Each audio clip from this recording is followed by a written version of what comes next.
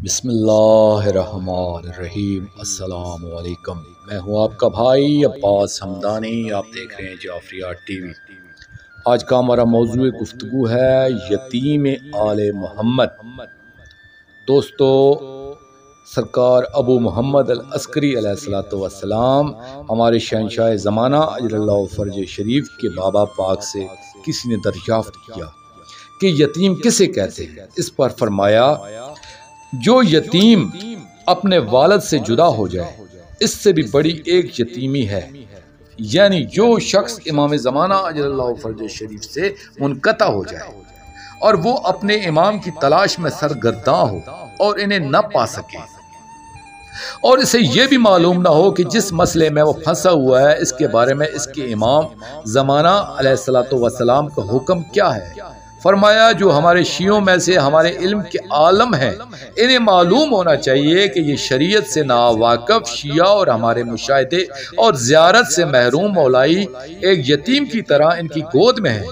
कोई आलम जो इसकी हदायत करे, इसके लिए मुर्शिद बने और इल्मी तौर पर इसे परवान चढ़ाए और इसे हमारी शरीयत की तालीम दे, कल ये रफ़ीक आला में हमारे साथ हो।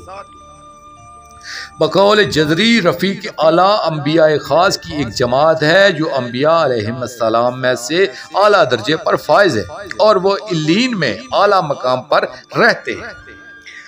यानी इस यतीम की परवरिश करने वाले का मकाम अम्बिया आम से भी बहुत ऊंचा करार दिया गया है। इसी तरह फरमाया कि जो हमारे भोले भाले मवाली हैं, जो इनकी रूहानी कफालत करे, वो अरसा महशर में जब वारद होगा तो इसके सर पे एक नूरानी ताज होगा जिससे एक नूर साता होगा, जिसकी चमक 300 साल की मुसाफत तक चमक मारेगी। यह हदीस तवील है, इसलिए तर्क करके नतीजा अर्ज करता हूँ कि जो अपने इमाम ज़माना अलैहिस्सलाम से बिछड़ा हुआ मवाली है, वो यतीम आले मोहम्मद अलैहिस्सलाम शुमार होता है।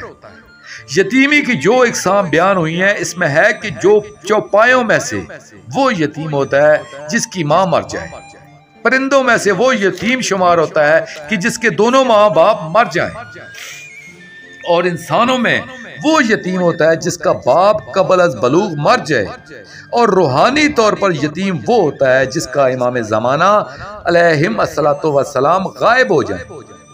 और इस पर भी यतीम के अहकाम अप्लाई करते हैं, यानी जो इसका माल खाए वो भी खुद को जहन्नम का निवाला समझे।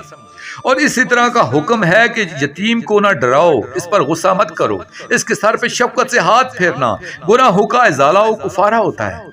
इसी तरह के दीगर अहकाम नाफिज होते चले जाते हैं, क्योंकि आलम खुद भी एक यतीम ही होता है, और एक यतीम जब दूसरे यतीम की कफालत करता है तो इसका सवाब इसे कई गुना ज्यादा मिलता है, और जो अहले हक को गुमराह करता है तो इसके बारे में भी इसी तरह के फरामीन है कि वो लश्कर यजीद से ज्यादा ज़र्रसां है। और उलमाए सू की मजम्मत में जो फरामीन आए हैं वो किताबों में देखे जा सकते।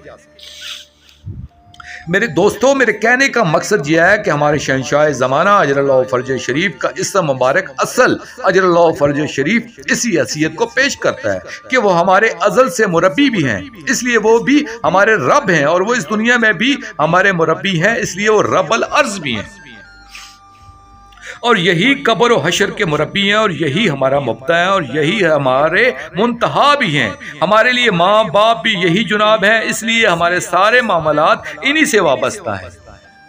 जैसे वालिदैन अपनी औलाद का इम्तिहान लेते हैं कि हमारे बच्चे हमारी अदम मौजूदगी में हमारे बारे में किस तरह सोचते हैं, किस कदर फरमा बरदारी करते हैं, इस आजमाइश में ही से ये तयन होता है कि इनकी औलाद शरीफ है या बुरी है। इन पर अच्छे बुरे का हुक्म आजमाइश के बाद लगता है। इसी तरह हमारे आजमाइश शुरू है, और आखिरत में हमारी कारगुजारी की रिपोर्ट हमें थमा दी जाएगी, किसी के दाएं हाथ में और किसी के बाएं हाथ में, और हमें अपने शहंशाह के सामने खड़ा करने के लिए पुकारा जाएगा। जैसे कि आम अदालतों में पुकार होती है कि ज़ैद बनाम सरकार, इसी तरह हर आदमी की पुकार बनाम इमाम होगी, और हमें भी शहंशाह ज़माना अजरल्लाहु फ़र्ज शरीफ के बनाम पुकारा जाएगा, जिसका मतलब हमें पूरी ज़िंदगी का नतीजा सुनाना होगा कि हम अपने मुरब्बी की अच्छी औलाद साबित हुई हैं या खुदा न करे बुरी औलाद।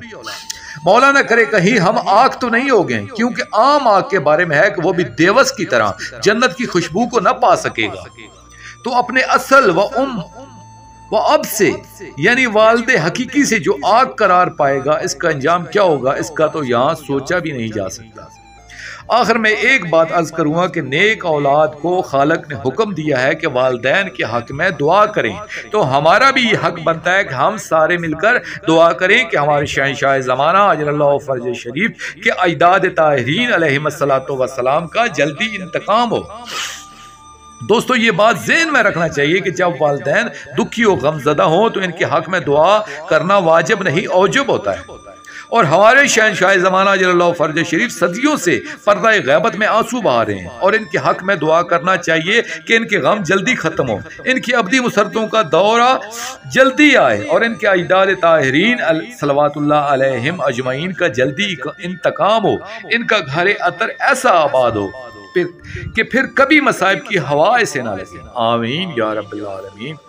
दोस्तों, आखिर में शुक्रिया अदा करूँगा अपने मुर्शिद करीम सैयद मोहम्मद जाफ़र ज़मान नकवी अल बुखारी सरकार दामज़िल्लाहु ताला का। ये मजमून मैंने उनकी किताब नहजुल मारिफत फ़ी इस्माल क़ाइम जिल्द 1 से पेश किया। और आखिर में अपने पाक शहंशाह की बारगाह में दुआ करेंगे, अल अजल या वली अल मज़लूमीन, या सायर अल बायर, या असल, या मोहसन व एहसान, या खातम अल औलिया, या खातम अल आइमा, या इस्मत अल उमम अजरल्लाहु ताला फर्जक सल्लल्लाहु अलैका या रब्बा मुहम्मद व आले मुहम्मद सल्लल्लाहु मुहम्मद व आले मुहम्मद व जिल फरज आले मुहम्मद सल्लल्लाहु अलैहि व आलिहि वसल्लम।